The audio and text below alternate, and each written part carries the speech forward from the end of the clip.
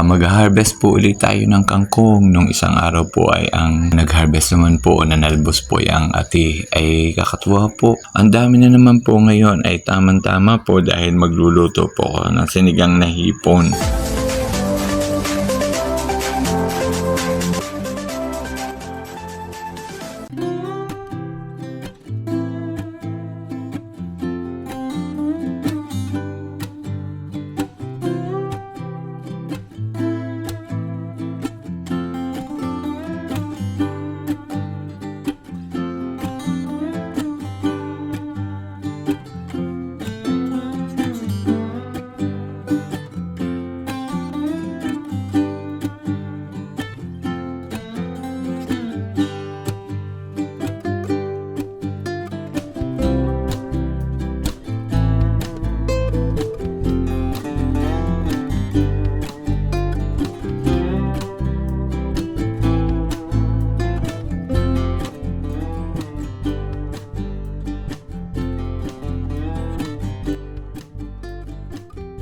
Hello po, magandang buhay po. Kumusta po kayo? Ito po si Sir Benji, ang inyo pong Sir Plant dito.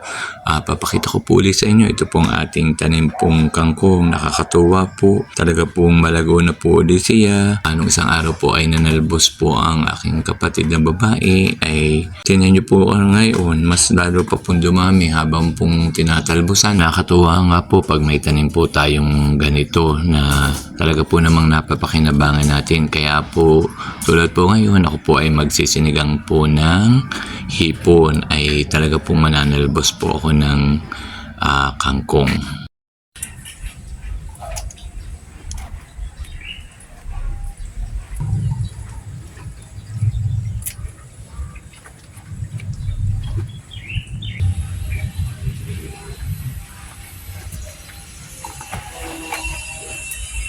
May ilan din pong bunga ang aking kamyas. Nakakatuwa din po ito. Talaga po ding napapakinabangan. Tamang-tama nga po din sa aking lulutong sinigang na hipon. Pwede ko po siyang kunin at isasama ko din po pampaasim po. Pandagdag din po bilang sahog para po tamang-tama po ngayong nag-uulan ay masarap pong humigop ng sabaw lalo't maasim-asim at may kasama pong ganitong kamyas. Kukuha din po tayo ng ilang sili. Ang sili ko po ay babago po uling nagkakabunga. Hindi pa po ganun kalaki pero pwede na rin po namang gawing kunin para magamit po sa sabusawan na lalagyan po ng toyo. Ang sili pong ito ay dati po ay ubos na po ang bunga. Nung maubos po ang bunga, inalsan ko po ng dahon, binawasan ko po ng mga sanga, pinutol-putulo ko po ang mga sanga. Ay nakakatuwa naman po at talaga pong pag po talaga tinitrim ang isang halaman ay naglalabasan po uli ang kanyang mga sanga at mas dumadami po ang kanyang bunga. Ganun po ang nangyari din sa aking tanim na sili.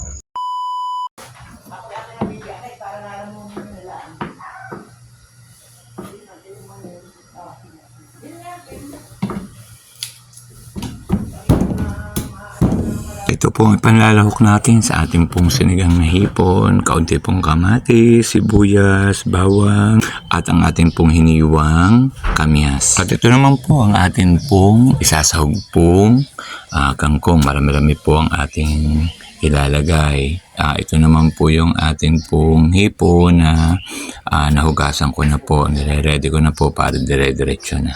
Mamimitas po tayo ng ilang kalamansi at tayo po'y gagawa ng sausawan para po lalo po mas masarap po pag po inilahok natin po sa sinigang na hipon. Lalagyan din po natin ng sili at piniga natin ng kalamansi na kinuha natin kanina.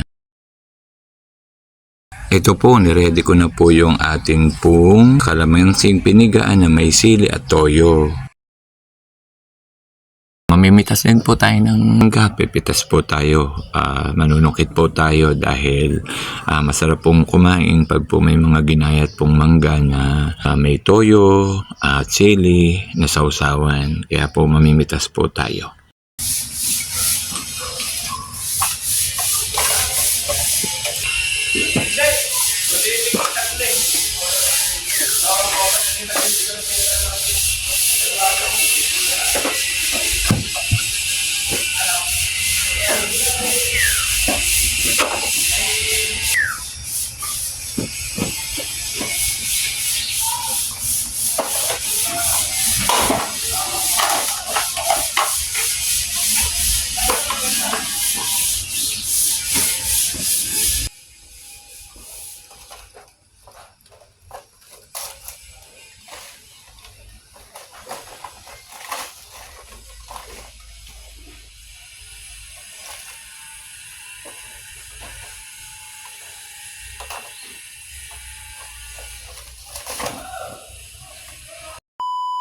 Salo po tayo ng mangga para po lalo pong maganang kumain.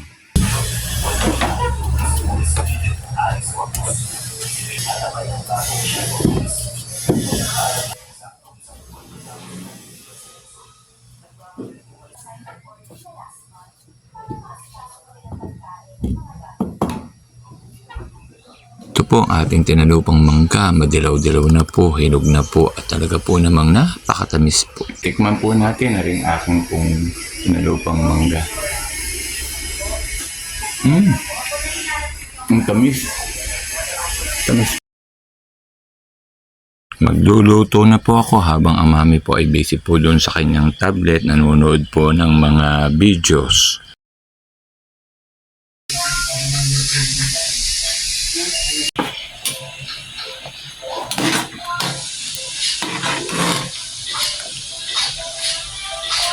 Ay, babalik po.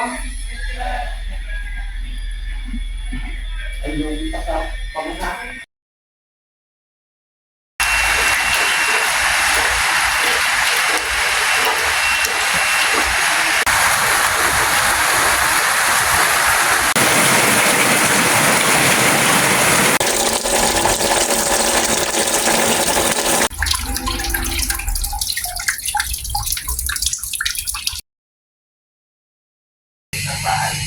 Sumakay siya ng tricycle patungo sa downtown area ng General Santos City. Pagdating sa araw, Kain po tayo, nakakatuwa po ang kulay. Orange po ang hipon, orange din po ang iinumin, orange din po ang kulay po ng aking pong manggang tinalupan. Nakakatuwa. Sasamantalahin ko na po ang pagkakataong ito para po magpasalamat po sa lahat po ng mga tao po na patuloy pong nanonood po ng aking simpleng video. Bagamat ang aking pong video ay talaga naman po simpleng-simple lang, yung mga usual ko pong ginagawa din sa bahay, din sa garden. Minsan po yung mga kung saan-saan pong lakad. Pasensya na po kung ang video ko po ay minsan po ay hindi po maganda ang pagkaka-edit. Sasamantalahin ko na din po ang pagkakataong ito para po magpasalamat sa lahat po ng mga sumusuporta po sa akin, sa mga viewers po, sa mga subscribers ko po, kilala ko man po at hindi kilala, lalong higit po dun sa mga nagsusubscribe po na sa malalayong lugar. Ako po ay talaga po nagpapasalamat. Sana po patuloy nyo po akong suportahan, patuloy nyo pong panonoorin ang aking video. Masaya po kasi ako pag po naiipakita ko po ang aking mga halaman at yung ilang pong kaalaman sa paghalaman, na kung sakali pong may hilig din pong maghalamang tulad ko ay matutuwa po sila sa nakikita nilang mga halaman, na kahit po ay may natututunan po sila. Po kayong bibitaw sa aking mga simpleng video. Hanggang dito na lamang po. Marami pong salamat sa inyong lahat. Bye-bye po.